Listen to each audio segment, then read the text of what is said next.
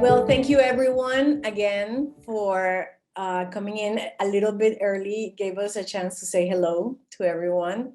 We're very excited tonight because we're doing our official launching of the Salud Latina initiative, which began just as a very informal, organic idea of developing appropriate health promotion and education information in Spanish language that was scientifically based and with an academic background, supported through the College of Public Health at the University of South Florida.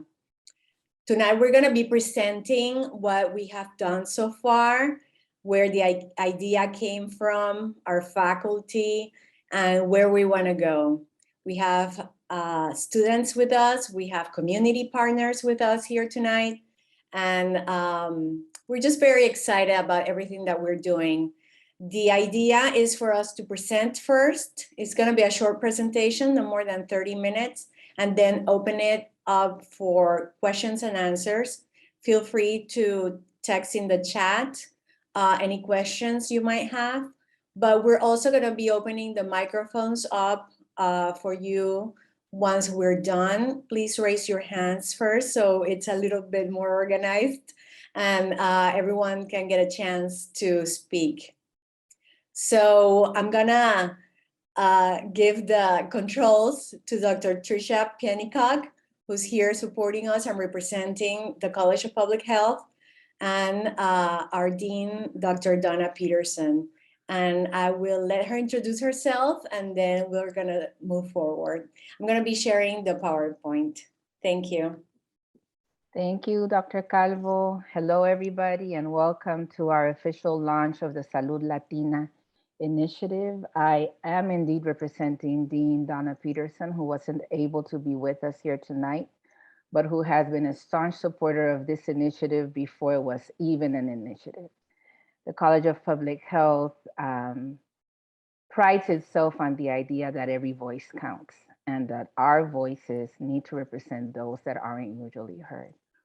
So as I was thinking about the initial words for this launch, I remembered what it felt like to be in an airport and hear somebody speaking Spanish. Have you ever had that experience where you're in a mall or at an airport or some place that isn't usually your home, and you hear somebody, anybody speaking in your tongue, and you immediately turn around and there's an immediate connection to that person? Anybody can relate to that. So whether Spanish is your native language or English or whatever language you learned in your house, in your mother's lap, the first words you spoke, there's a certain something that happens when you hear that language spoken. So someone saying good afternoon is not the same as somebody saying buenas tardes, ¿cómo está? It just sounds different. It's a different thing. And the whole idea of Salud Latina was because, as Dr. Calvo said, there was an apparent need for information around the COVID pandemic, real facts that people who spoke Spanish could listen to in their own language, within their own cultural context. And the faculty from the College of Public Health who speak Spanish got together and decided that something needed to be done. And this initiative has grown from that idea, and that's what public health is all about. You see where there's a need in the community, and then you find ways to fill that need, and that grows. So that idea has grown into what we have today in the initiative that we are going to present to you. And I'd like you to be listening to what we've done, how students have gained from this initiative, what faculty are saying, what the community has gained, but especially for opportunities if you are so willing to also donate funds to be able to keep these things going. So I will turn the control over again to Dr. Calvo. Doctora Calvo, el tiempo es suyo. Thank you very much, Dr. Pennycock. Our agenda, well, we heard the opening remarks from Dr. Pennycock. I'm gonna describe what Salud Latina is all about the research that we're doing, our community engagement. Then we're gonna be hearing from one of our community partners, Vladimir Kislinger, who's a journalist with News Channel 8 in Tampa. Dr. Dina Martinez is gonna be talking about academic and scholarly exchange, about our Latino, Latinx, student support and mentorship, and our graduate student, Santiago Hernandez, is gonna be discussing the student experience. So hopefully you'll enjoy and be as excited as we are tonight to be learning about what Salud Latina is, what it does, and where we wanna go with this initiative. So as Dr. Penny Cook mentioned earlier, Salud Latina is very new. It was just established in January of this year. So we're just going to be 1 year old. And the reason was because during the COVID-19 pandemic, it was evident that Latinos in the US and the region of Latin America were experiencing an exacerbated impact due to COVID. And we had been informally developing health promotion and education information related to COVID since the pandemic started. But as we started seeing that we needed more Spanish language material, we got together and decided to come up just with the material. That was it. But as we started meeting and discussing the content, it was evident that we also had to talk about research, why is this happening, and what should be done about it. Also about the importance of including students in the process, mentoring them, training Latinx students. So tomorrow they are the ones that can get to our communities and work on all kinds of health related research and interventions that affect Latinos in the US and also in our countries in Latin America. I must emphasize that this is an international endeavor. It is not only in the US, and we welcome any student and partner who are interested in collaborating with us in this initiative.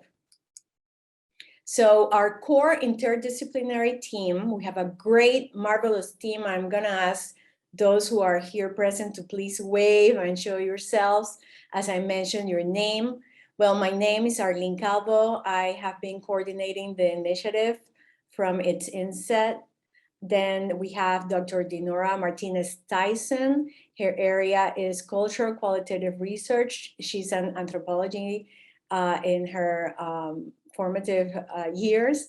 Dr. Ricardo Izurrieta, he is a physician specializing in infectious disease and vaccinology. We actually have been working for many years in a conference in Panama where I'm based called Vaccinology in the Tropics.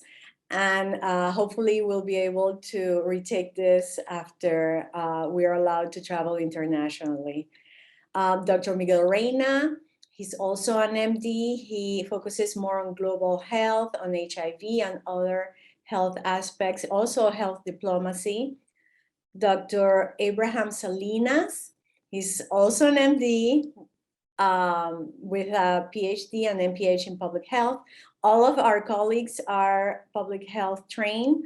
Dr. Salinas focuses more on domestic violence. He actually heads the Harrell Center on Domestic Violence for USF and gender-based violence. And Dr. Ismail Hoar, he focuses more on community health and promotion. So all of us represent different regions of Latin America. We have Cubans, we have Central Americans, we have South Americans. And with this, we also represent different professional areas and areas of expertise in public health. So we have been able to develop this interdisciplinary team that has been wonderful. We really have been supporting each other and come up with great ideas that I hope you will enjoy as we discuss them.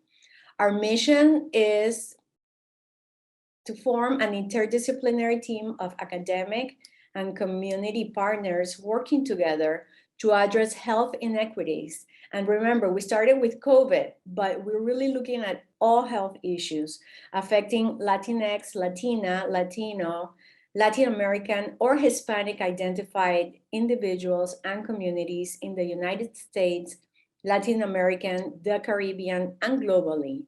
Salud Latina supports the research, community outreach and education, student mentorship, and opportunities for scholarly exchange to advance health equity. Our vision is to be leaders in advancing the health of Latinx, Latina, Latino, Latin American, or Hispanic identified individuals and communities in the United States, Latin America, the Caribbean, and globally. And I just wanted to take 1 second to mention that I do list all of the different denominations related to us Spanish-speaking or non-Spanish-speaking Latinos in the US or Latin America, because we are a mix of different cultures and backgrounds, and that's how we are represented. So Salud Latina has 4 main pillars. We have community engagement, outreach and education. We have the student support through mentoring, training, engaging, hiring of students at USF.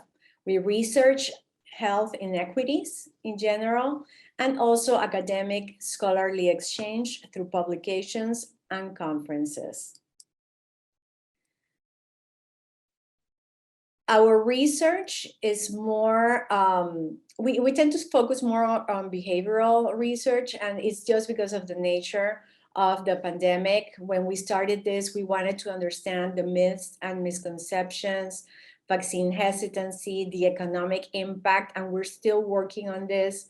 And also through a qualitative process, looking at the content of social media, which we know that this has been an issue in Spanish-speaking communities around the world, and conducting focus groups and in-depth interviews. So we're building on this, and the idea is that the information we are generating will be useful not only for COVID, but for different health issues. And I will let Dr. Dina mention later on a little bit more about the media content analysis, which is the most advanced we have right now on our research.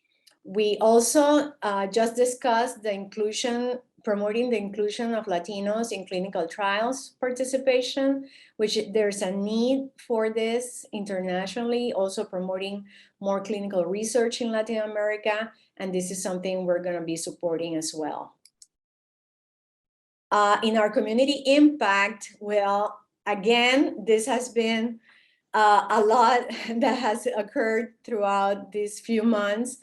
But one of the things that we wanted to do is to quickly, we couldn't wait because we thought we were in a very urgent situation, seeing at the moment that we started, Latinos were dying 4 times quicker than white communities in the US. Latin America had been identified as the epicenter of the pandemic. So we had no time to waste. Every day that went by without proper scientific information, more people would die and get sick and not get reliable information related to COVID. So we started focusing on COVID. And from there, we developed all kinds of things, social media content. We developed videos. We started doing monthly webinars in different areas. We have a lot of content that has been coming out constantly, so please follow us on social media. Also traditional media interactions, and that's where our guest partner comes in today. And everything that we do is recorded, so you can go either to Facebook and look at our videos, or YouTube, and you will find everything online that we have been developing. So please share it with your friends, with your family, because this is very specialized information, but simply presented in a clear tone so everyone can understand it. So please share with everyone that you think might benefit from this information. So these are some of the webinars we've been working on. We started specifically with vaccines because people really weren't getting vaccinated at the time. And actually it was very positive at the end because we had people saying that they had changed their minds after participating in this first webinar. So then we moved to treatments, the social impact, then the variants, migration. That one we conducted in a partnership with ISLAC, which is the Institute of Latin American and Caribbean Studies at USF, with Dr. Beatriz Padilla, pictured here. And also with them, we also conducted another webinar on gender-based violence during the pandemic, which has also increased this year and last year, unfortunately, in Latin America and also among Latinos in the US. So these are some of our webinars that we've been working on. So far, we had live participants, 318, but as I mentioned, all of our content is recorded. So we've had thousands of people go into our videos and look at our recordings. I didn't want to bother you with too many numbers, but we've had quite a few people go in there and share the information. So please, you're welcome to go. Some of the demographics, mostly Hispanic, of course, because the information is presented in Spanish. And also our age group, on average, it has been mostly between 45 to 64, more or less.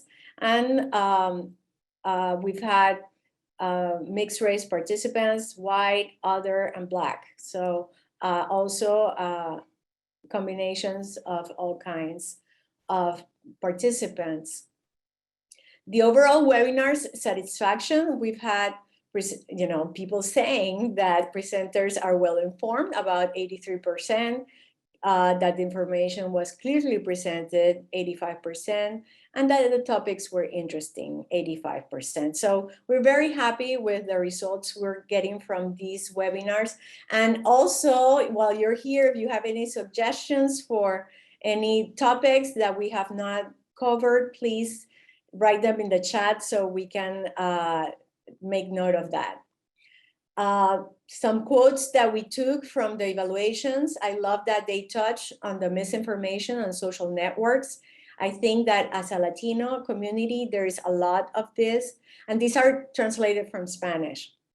I like that the presenters recognize that the issue of migration is not a simple problem. There are many complexities within which people decide to leave their country, and more taking migratory routes as dangerous as the Darien Gap that is in Panama.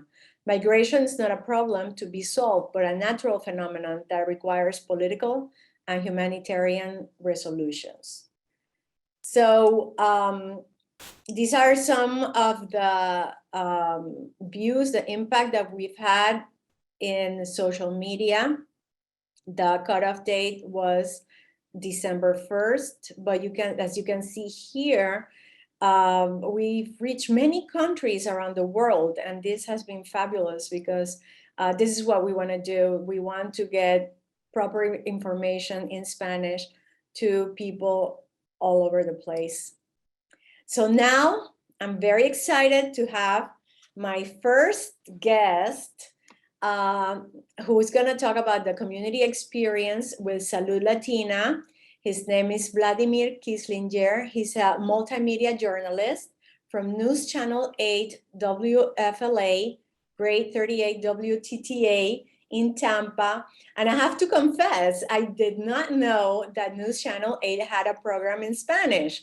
So he has interviewed several of us, the faculty members and some of our faculty partners also, in this initiative whenever they need information, health information for the community in the US. So Vladimir, bienvenido, welcome. If you could please, in a few minutes, share with us what your experience has been with Salud Latina and with our interactions, please. Well, thank you, Dr. Calvo. And even if I know that you are confused, and my name is Vladimir Kislinger, I'm 100% Venezuelan. So I'm 100% Hispanic, and I'm so happy to be with you tonight. Because you know what? Salud Latina initiative for me is just the beginning. I know that we began with all the COVID situation, but as NBC is doing this Spanish or Hispanic newscast in Tampa, it's happening the same thing with Salud Latina. I think that Dr. Cabo were saying five key things that I want to share, and it's what has been happening with our media. She has been talking about information, education, investigation, and promotion, and everything in our language in Spanish. So we have a huge population, more than 20% of the population of the US talks indeed in Spanish. And this population has several troubles reaching the right information, getting the right information to make right decisions. So after we met at the first time this initiative talking about Salud Latina, we found out that definitely will be one of our main sources here in Tampa Hoy, our Hispanic newscast in NBC, to be working with almost in the daily basis, talking about what is happening with COVID, but not only talking about COVID, talking about several things that concerns our Hispanic community. One of the things that I wanna say is that we have too many angles, and Salud Latina has been providing different point of views, different sources, investigations, researchers. So you have been providing a lot of information that has been, being broadcasting to our community. And this is the key. Every time that you produce any content, any research, anything that is for our community, even if it's in English, we try to broadcast that to our Hispanic community. So we would like to thank you for this initiative, and definitely you know that you count with this ally from NBC in Tampa. And let me tell you something interesting. This is the unique Hispanic newscast in the whole NBC network in the United States. So Salud Latina is going live in Spanish for our NBC system. And they are taking this information not only for Tampa, but also for the rest of the country. And then, of course, using the social media, we are trying to send this information to the rest of our Hispanic community. Thank you so much, Vladimir. Yeah, I should have warned everyone that you were Latino. I'll be in your name. Thank you so much for being here with us. No, thank you. We're gonna be continuing, and again, at the end, we'll have time to discuss or ask any questions openly. So now I'm gonna ask Dr. Dina Martinez to discuss the academic scholarly exchange of Salud Latina and also the student participation. Thank you, Dr. Dina. Thank you so much. Bienvenidos. I'm so glad that you're all here to share this wonderful sort of launching of this program that is very dear to our hearts. I wanted to share a little bit about some of the academic sort of endeavors that we've undertaken over the last maybe 9 months or so that we've been working together. Part of it is creating a community of exchanging ideas where scholars and academicians can come together and work together towards addressing Latino health disparities. And part of that does require funding so that we're able to do the research that we want to do. And thus far, we have been successful in getting some seed funding for some pilot studies from the College of Public Health. We've been busy sort of working on trying to get some grant submissions. We submitted 2 grants. One actually is going in tomorrow. And we also collaborated on a grant the college submitted to the Robert Wood Johnson Foundation. And this is an area that we want to grow and expand in, and we'll be, working collaboratively with folks across USF Health, across the whole university system, and really looking for opportunities to collaborate and expand our reach. And again, we started with COVID, but our vision and dream is to grow bigger and broader. As we know, Latinos experience a lot of health inequities and have disparate situations. We are also working on publications. Of course, dissemination is very important. And as Vladimir just presented and Arlene presented earlier, we're doing a lot to address and provide information to the community. But in addition to that, we also need to disseminate information to peer-reviewed literature and to other academic audiences. And so far, we are working on 2 publications that actually 2 of our students are taking the lead in writing. And that is based on some of the work that we did this summer on a content analysis of Spanish language social media. It is a rigorous process. It takes a little bit of a long time. And right now we're working on finalizing the manuscripts. And, it's been a very rewarding process. And it's interesting to see how much misinformation is out there. Through this process, we've learned, for example, like Spanish language social media is not monitored as frequently as English social media. Also with the use of like closed groups like WhatsApp that are sort of hard to access because of their encryption. So we've been looking at YouTube videos and also posts on Facebook. And so that should be forthcoming. So we will definitely be sending out sort of an executive summary to our community partners. We're also collaborating on several conferences, again, with emphasis on exchanging ideas and creating this community. And also disseminating information. We presented at the American Public Health Association.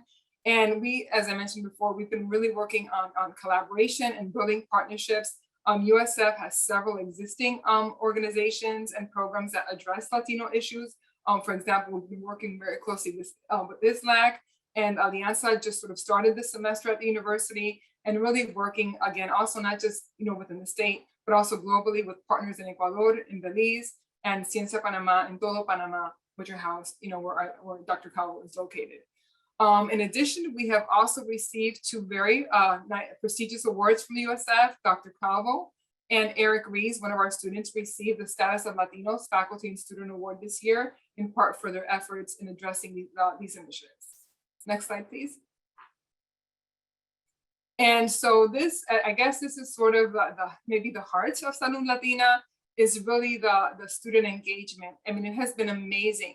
We, when we started working on the initiative and putting ideas together, we reached out and said, are any students interested in volunteering? We didn't have any funding really at the time. And oh my gosh, we had an outpouring of interest from students. And it's interesting because currently in the College of Public Health, 23% of our total students are Latino. And there's just this need and this desire and passion for wanting to get involved and working to address health disparities. And really work, in research that's going to make a difference and impact the community both locally and globally. And this is just a list, and I'll talk a little bit about some of the work that they're doing in the next couple of slides, but just the number of students we've been able to work with and honored to work with since this summer. Next slide. Here we have, again, as an offshoot sort of all these processes, we actually have students that have come together and created the Latino Caucus for Public Health student chapter here at USF. And the president is Eric Rees, who has been very involved with our efforts, and several other students who have also been volunteering. And this just got approved by the university at the beginning of this month. And so we're very excited to support and provide this opportunity for students at USF, again, to engage in research and collaboration and in advocacy efforts across the university system and the local community and globally. Next slide. Here are some of the students that participated in our summer field experience. And here in the College of Public Health, students typically do a summer field experience, kind of like an internship, where they're able to apply the skills that they have learned in other coursework to real public health practice. It's competency-based. And we were very lucky this summer to have some outstanding students working with us. And of course, we were meeting virtually because of COVID. And they were very engaged and assisted with developing messages, with helping put together some of the proposals that we submitted. And they have been absolutely invaluable. And even though some have graduated, they have continued to serve on as volunteers. Next slide. Here we have some of our research assistants, and some of these students were very fortunate to have, because as I mentioned, we did receive an internal award from USF. And then in addition, that the College of Public Health also provided us some startup support, sort of showing their investment and their support in wanting to see this blossom and grow. And so these are some of the research assistants that are working with us. and they have been invaluable. They're currently working on developing a survey that we're going to administer to Latinos across the US, on working on, and also learning research methodology and the steps and what it takes to do research in the community. And they've been absolutely invaluable and wonderful to work with, and just, you know, have such a desire to learn and such a passion for what they do. It's been absolutely wonderful to see them and to be able to apply again what they're learning in the classroom in real world on such an important topic. Next slide. And now we have one of our wonderful students who's been working with us since the very beginning, Santiago Hernandez. And Santiago is a medical doctor and epidemiologist trained in Nicaragua. And he was also one of our MS-PH students and is currently a PhD program, PhD doctoral student in global communicable diseases. And he's here to share with us a little bit about his experience in working and collaborating with us on Salud Latina. Santiago? Hello, everyone. Thank you so much. First, I want to thank Dr. Calvo and Dr. Martinez-Tyson for taking the lead on this great initiative that has taught me so much in just a few months. My name is Santiago Hernandez, as you can see, and I've actually just first heard of Salud Latina through my classmates, through Eric and Gabby, that were talking about this social media content analysis that was being led by Dr. Calvo and Dr. D last semester, actually. And I started volunteering for this social media content analysis on information related to a vaccine for COVID-19 that was being consumed by the Hispanic population, by Latinos and Latinas. Ever since we've been working together, and we have 2 manuscripts that we're going to be sending out for publications in the following weeks.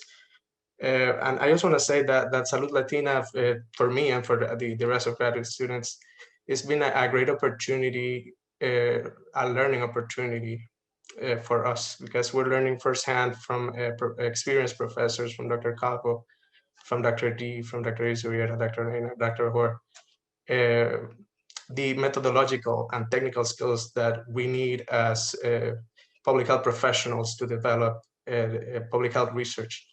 But not only the methodological and technical part, but we're also being engaged with this multidisciplinary team that connect us as Latinos, as Latinas, and minority groups to improve the health of our population. So to me, this has been a great opportunity. I had the honor to create social media content to educate the Hispanic population for COVID-19. At the beginning, the Latinos and Latinas didn't want to get vaccinated. They had a trust issue, didn't want to get tested or vaccinated. So at the beginning, we were creating a lot of social media content to educate the population. And also we've been creating videos, educational videos and educational content for the Latinos. And apart from the social media engagement and the educational part, we've also been working with infectious disease data from Panama related to COVID-19 hospitalized patients that we've been working with Dr. Izurieta and Dr. Calvo.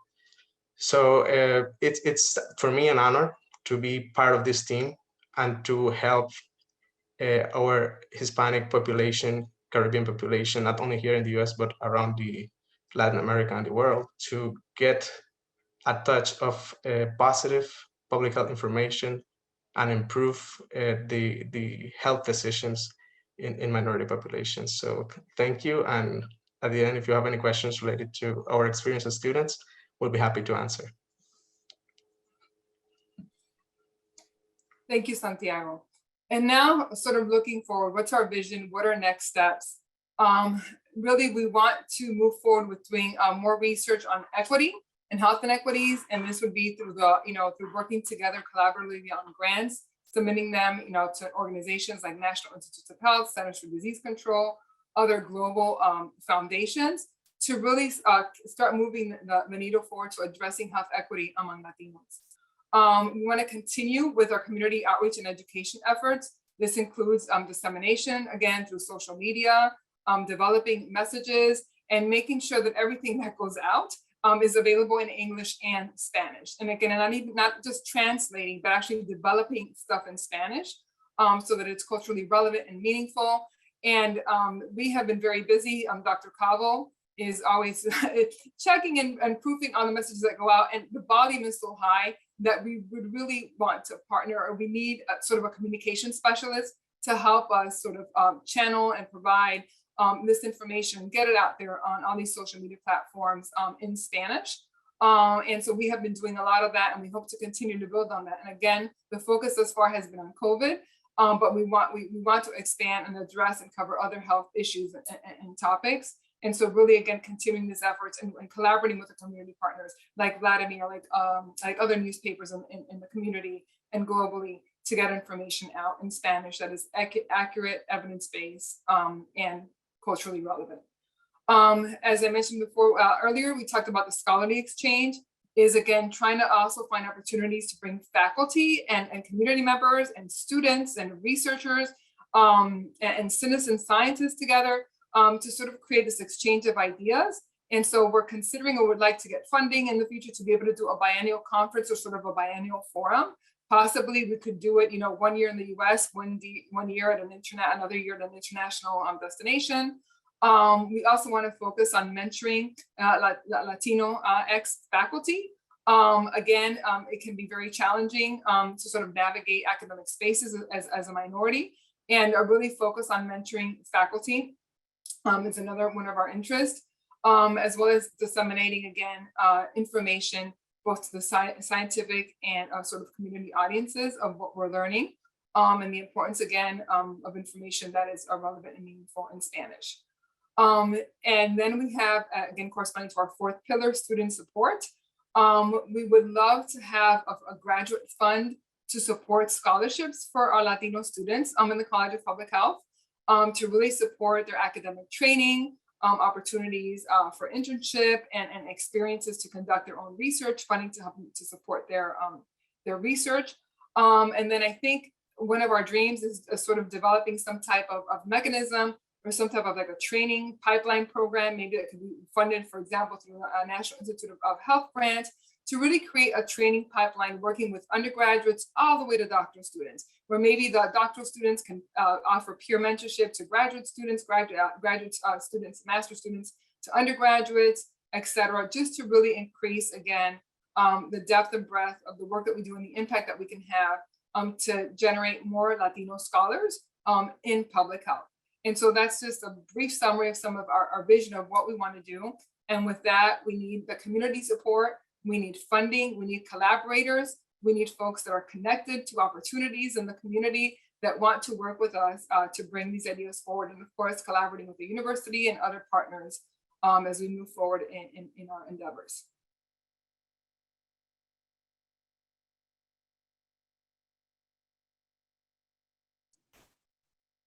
Okay, thank you, Okay. everyone. We're moving to our Q&A and discussion, and I'm going to ask Dr. Tricia to help us in this process, please. Yes, thank you to everyone who has participated so far in the presentation. We already have a couple questions in the chat, so I'm going to go to those to give opportunities for anybody else who has questions to raise their hand. Probably the most effective way will be to type it in the chat so that as soon as you think of it, you write it down and you don't forget it while we wait. We have a little bit more time than we thought we would have for questions and answers, so that's good. But we will be respectful of your time and try to end at 8 like it was planned. So our questions will probably end at about 7:55. So the first question that we have is, I'm gonna just answer it because I have the data and then we can move on. Dr. Martinez Tyson mentioned that approximately 23% of the students in College of Public Health are Latinos. Do you know the percentage of College of Public Health faculty who are Latinos? It's definitely not 23%. So it's much less than 23%. USF in general has 6% faculty, 6% in USF in general are Latino. So we are definitely interested in growing that. And I am one example of recruitment of Hispanic Latino faculty to the College of Public Health. Yo soy Tita. Okay, so 2 questions. Is any research focused on equity and justice? I think that this was answered, but would you like to expand, Dr. Martinez or Dr. Calvo or any other of the faculty who are on the call today? Any research focused on equity and justice? I'll give a brief introduction and then I'll ask Dr. Abraham if he's still around here. Yes, he is, to help me I'm with here. Thank you. funding. Public health by nature is based on social justice. We strive to look at equity, equality, at finding solutions for health issues that are based on human rights processes. So I would say yes, it is. And we firmly believe on equality of different populations. It doesn't matter who they are. And we support all of this. And in a certain way, we're all activists in different topic areas, whether it's women's health issues or indigenous health or LGBTQI rights. We do discuss all of these things and we do look at equity and justice. So this is part of what we do. I'll ask Dr. Salinas to fill in a little bit on this as well. Thank you. Dr. Salinas. Thank you, Arlene. So I just want to say, can you guys hear me now? Yes, we Hello? can hear you. Can you hear me? Yes, we can hear you. Okay, making sure. Wonderful. So I just want to say that Salud Latina abides by the principles of intersectionality. So every Black issue is a Latino issue because thousands of Latinos are Black and vice versa. Every LGBTQ issue is also Latino issues because thousands of Latinos are LGBTQ. And we also address Salud Latina from a safe zone perspective. So we advocate for human rights, for immigrants, for those individuals that struggle with mental health issues, individuals with disabilities. That's intersectionality. So the projects that we're trying to develop are Latino health, yes, but they have the intersectionality piece and they seek equity. So moving forward, if students are interested in equity and want to add a component of Latino, we could help. And that's the other side of things. So you may not be focused on in Spanish population, but you want to add that, we could help as Salud Latina to advocate for the diversity and inclusion to Latinos as well. I hope that helps. It does. Thank you, Dr. Salinas. The second part of the question was, is this work or potential collaborations focused in the Tampa only area, or are you open to Tampa Bay collaboration? I think our health diplomat might help us with this one. Dr. Miguel, are you around? I am already. I am on. I'm trying to. I was reading at the chat, so you caught me in reading the question in the chat. But I think that's a great question, and we are engaged and committed to the health of Latino populations in Tampa Bay, in the United States and around the world. As Dr. Calvo mentioned earlier, we have rich communities in Latin America, in the United States, and even beyond that. We have people join from Europe and other places as well. The research that each one of us do is focused in different regions of the world as well. And for instance, just today, actually, I was with a community partner in Orlando because I'm doing research with a community organization in Orlando to help people, Latinos living with HIV, optimize their retention in HIV care. So we are willing to provide support wherever the community needs are there. So if you think that there's a community need that is affecting Latino populations and that you think that the expertise that Salud Latina provides would be helpful, I would say don't feel shy to reach out to us. We have our emails and also the Salud Latina email where you can reach us. I'm not sure if that completely answered the question, but I'd be glad to add more. It did, Dr. Reina, and that is an excellent segue to the next question. Yerlis Peralta wants to know how community partners can reach out to collaborate. Well, community partners can contact me directly and I can help identify the faculty that might be the most appropriate based on the topic area. And my email, I just wrote it in the chat, calvoae@usf.edu. Feel free to send me an email. We can arrange a meeting and discuss the opportunities for collaborations. So thank you, and we welcome partnerships. Dr. Dina wants to add something to this.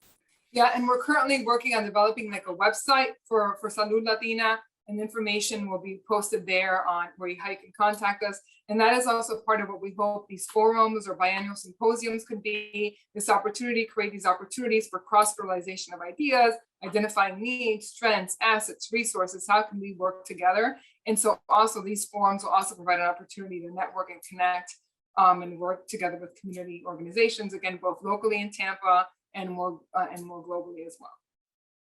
So this is probably a good time for me to give, just before Dr. Salinas, I recognize your hand, to remind everyone that there are so many different ways of supporting Salud Latina.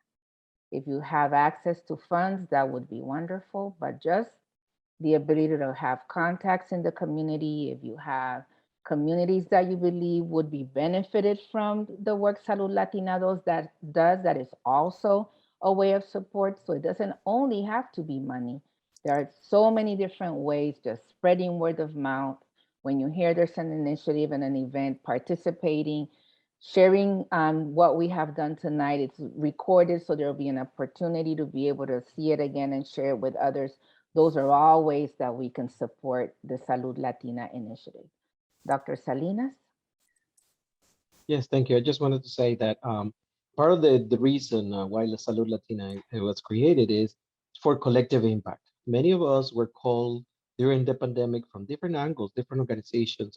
Jessica asked that question, and we collaborated during one of their activities, a teacher group on that. Dina Martinez, Arlene Calvo, Miguel Reina, Ricardo Zurieta, Ismael, everyone was called to something. And now we want to unify efforts and disseminate the impact of those efforts. But also as a community organization, if you had networks that you believe we should link with them, please make the connections and connect us with them. We'll really appreciate that because that's our mission. Thank you.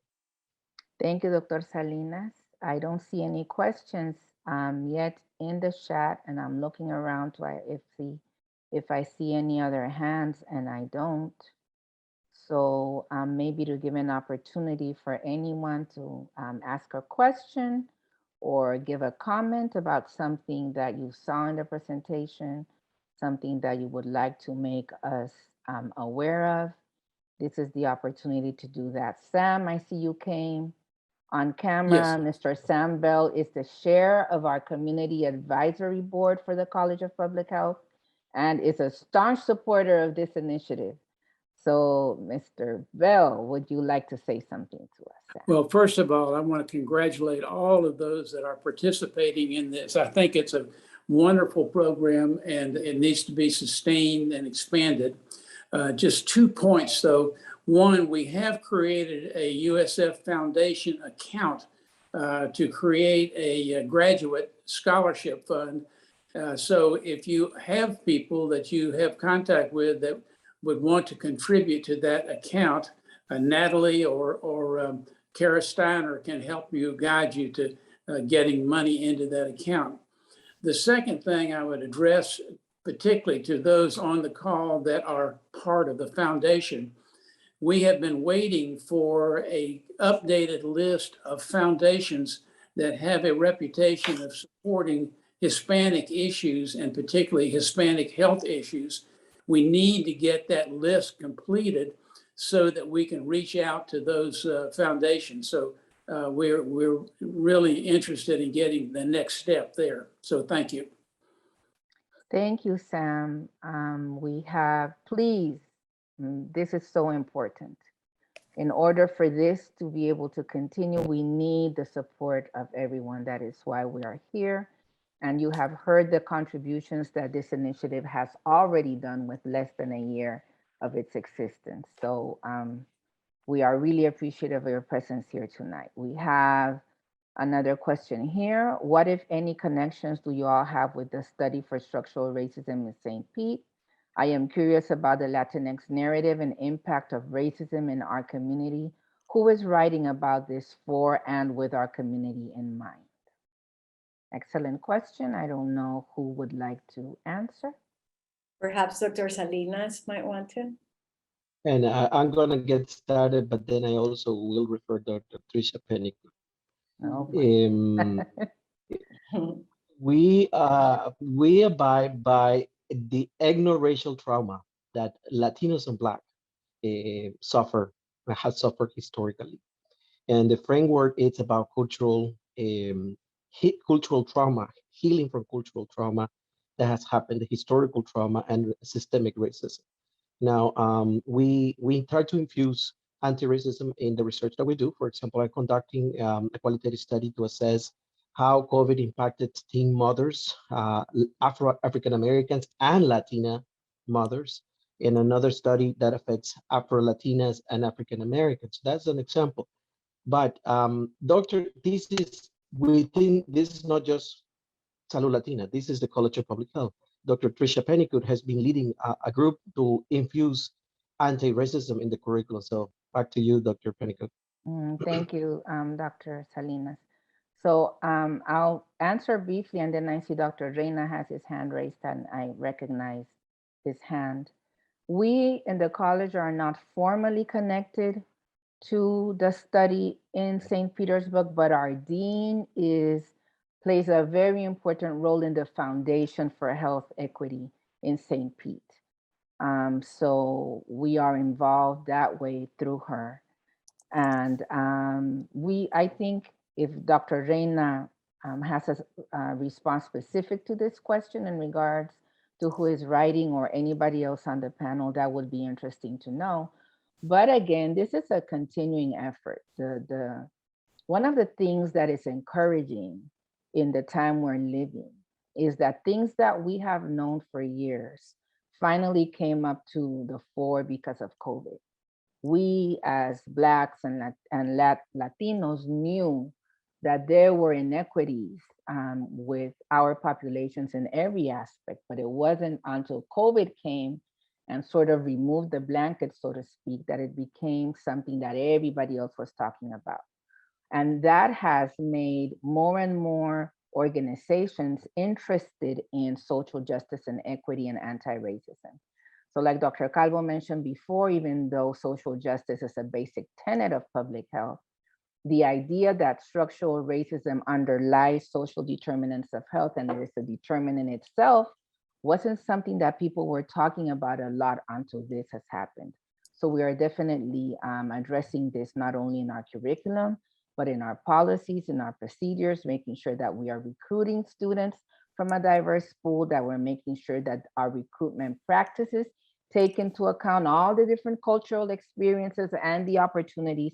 So we're not rewarding people for their opportunities, but making sure that everybody has an equitable chance of being admitted as a student, of being recruited as a faculty member. And once they're a faculty member, able to grow professionally and be promoted, and also to have more research specifically on equity coming from the College of Public Health.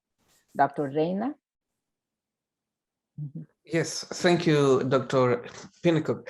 I just wanted to add that we, as Dr. Salinas said, the idea of Salud Latina is a collective impact, and although individually we have done different works, collectively we can achieve so much more. I grew up in a city in South America, in Ecuador, where 45% of the population is Afro-descendant, which is much higher than the national average of 7%. My research is conducted, or part of my research has been conducted in this city. Our commitment to Afro-Latino issues is evident through the work that we have done. We have published on issues looking at the racial differences in health outcomes when conducting research on HIV. We collaborated with a local a community organization that was called Raíces, which translates into roots. And it was a community organization working specifically to improve and lift up the lived experiences of Afro descendants in the city. And I continue to be very much committed and interested in the issue of Afro-Latinos in the United States as I approach the study of HIV/AIDS as well. So I'm hoping to continue to write research grants and papers that looked into issues of Afro-Latinos. And also with Dr. Hoare, we had worked in developing a study, and actually we started to work on that, and maybe Dr. Hoare can elaborate more on that, looking into Afro-descendant populations in other places of Latin America as well. Thank you, Dr. Reina. Before I recognize Dr. Hoare, I saw Santiago Hernandez had your hand lifted and then you brought it down. Is there something that you still would like to say, or was it already covered? I was clapping for your intervention, actually. Oh, okay. Thank you. Doctor Ismael Oare, díganos. You're muted. We can't hear you. The famous unmuted. Eso. Thank you very much. As Dr. Reina had pointed out, we are working on issues that are related to addressing structural racism, not only within here in the US, but also abroad. For example, our studies focus on indigenous populations and indigenous populations that have been marginalized across Central and South America. And so one of the things that we have been focused on has been the impact of chronic communicable diseases and its intersection with communicable diseases, particularly with Afro indigenous population and also Amerindian indigenous population, and so as to address those structural issues that impact their health and their prosperity. So in a broad sense, while we may not be linked with directly in terms of Salud Latina directly with St. Pete's study, we are conducting research in that important area. So thank you very much. So we are so close to the time that we need to end this hour that we have spent. I want to thank everyone who's collaborated in this presentation, not only presenting, but thank you for your questions. Those who have been here, just your presence shows your support and we're thankful for it. We have seen in the chat the opportunities for collaboration already starting to build up just by the hour that we've been here, and we appreciate that and ask that everybody try to stay connected. The beauty of this, as so many have said before me, is that our doing work together doesn't add, it multiplies. It makes it more powerful just because of the fact that if our voice is not around the table, it is missing. There's something that will not be studied. There's something that will not be learned. So that is why we encourage everyone who wants to part. There are people who may not be Hispanic, but are interested in Hispanic Latino issues. They are welcome to participate as well. I grew up, as I said, in Costa Rica. I did not know that being Black was something that I should be concerned about until I came to this country a second time as a teenager. We grow up differently in other places, and that sort of collaboration and community is something that is so Latin and Hispanic that it's a foundation for what this initiative is. So thank you once again, Dr. Calvo. The time is yours to close out our presentation. Well, thank you. Thank you, everyone, for being here with us, for supporting. Thank you for our great faculty that is really engaged in Salud Latina, for our great students, the college, the college has been supporting us since day one, and our community partners. in the US and in Latin America, because this is an international initiative. As we've been talking, I've been receiving numerous direct messages that I'm trying to keep up. I'm taking notes because we have a lot of people interested in working with us. So thank you also. I will email each one of you. I've been taking notes. So thank you for your interest. Thank you for Sam Bell, who has been so insistent in making this happen tonight. And thank you for your support. And thank you for everyone at USF Health and our partners at the university as well. Since Salud Latina began in January, other initiatives also have been starting this year related to Latinos throughout the university. So there is a need. We are trying to fulfill it. And if you have any ideas, any suggestions, they're welcome. And we really are thankful for your support and for being here with us tonight. Please share the idea of the initiative, share proper social media in Spanish, and keep safe. We look forward to further collaborations, and take care. Happy holidays. Thank you. Feliz Navidad. Feliz Navidad. Thank you, everyone. Próspero año y felicidad. Así es. Take care. Gracias. Cuídense. Bye. Hasta luego. Chao. Buenas noches. Bye. Buenas Buenas noches a noches. todos. Buenas noches.